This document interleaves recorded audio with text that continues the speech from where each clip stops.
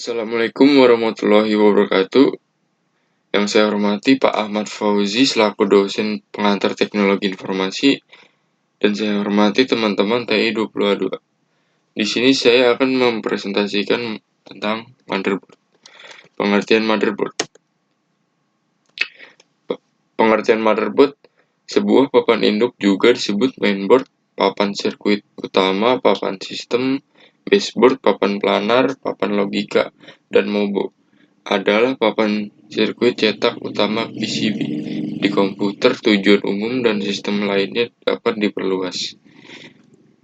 Kelebihan dari motherboard adalah ada hardware yang terintegrasi, harga lebih murah, tidak perlu repot untuk memasang. Adapun kekurangan dari motherboard, mengandalkan RAM, jadi hardware yang kita pakai akan mengambil memori dari RAM, tidak dapat dimodifikasi. Sejarah motherboard. Sejarah motherboard adalah sebelum penemuan mikroprosesor, komputer digital terdiri dari beberapa papan sirkuit cetak dalam kotak kandang, kartu dengan komponen yang dihubungkan oleh bidang belakang. Satu set soket yang paling berhubungan. Dalam desain yang sangat tua, kabel tembaga adalah koneksi terpisah antara pin konektor dan kartu. Tetapi papan sirkuit tercetak segera menjadi praktik standar.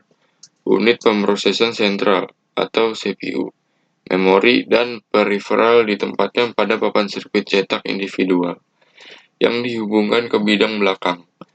Bus S-100 yang ada di mana-mana pada tahun 1970-an adalah contoh dari jenis sistem bidang belakangan ini. Desain motherboard. Desain motherboard adalah sebuah komputer desktop pada umumnya memiliki mikroprosesor, memori utama, dan komponen penting lainnya yang terhubung ke papan induk. Komponen lainnya seperti penyimpanan eksternal, pengontrol utama tampilan video dan suara, dan perangkat peripheral dapat dipasang ke papan induk sebagai kartu plug-in atau melalui kabel. Dalam mikrokomputer modern, semakin umum untuk mengintegrasikan beberapa peripheral ini ke papan induk itu sendiri. Papan induk modern meliputi soket atau slot, di mana salah satu atau lebih mikroprosesor dapat dipasang dalam kasus CPU dalam paket array grid bola seperti via C3. CPU langsung disolder ke papan induk. 2. Slot memori. Tempat memori utama sistem akan dipasang, biasanya berupa modul DIMM yang berisi chip DRAM, dapat berupa D3 atau D4. 3. Sebuah chipset yang membentuk antarmuka antar bus sisi depan CPU, memori utama, dan bus peripheral. 4. Chip memori non-volatile, biasanya flash ROM di papan induk modern yang berisi firmware atau BIOS sistem.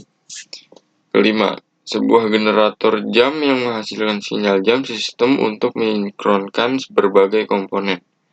6. Slot untuk kartu ekspansi antarmuka ke sistem melalui bus yang didukung oleh chipset. 7. Konektor daya yang menerima daya listrik dari suplai daya komputer dan mendistribusikannya ke CPU, chipset, memori utama, dan kartu ekspansi. Per 2007, beberapa kartu grafis misalnya GeForce 8 dan Radeon R600 memerlukan daya lebih dari yang dapat disediakan papan induk. Dan dengan demikian konektor khusus telah diperkenalkan untuk memasangkannya langsung ke satu daya. 8. Konektor untuk hardware, biasanya hanya untuk SATA.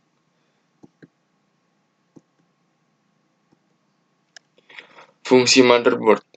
Fungsi motherboard yang pertama yaitu menyediakan tata letak terbaik karena semua komponen pemrosesan yang penting dari komputer seperti Central Processing Unit CPU, memori sistem RAM, dan kartu grafis tertanam di motherboard.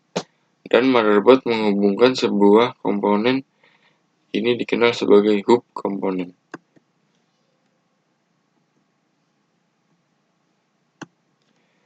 Pertanyaan 1. Pengertian motherboard.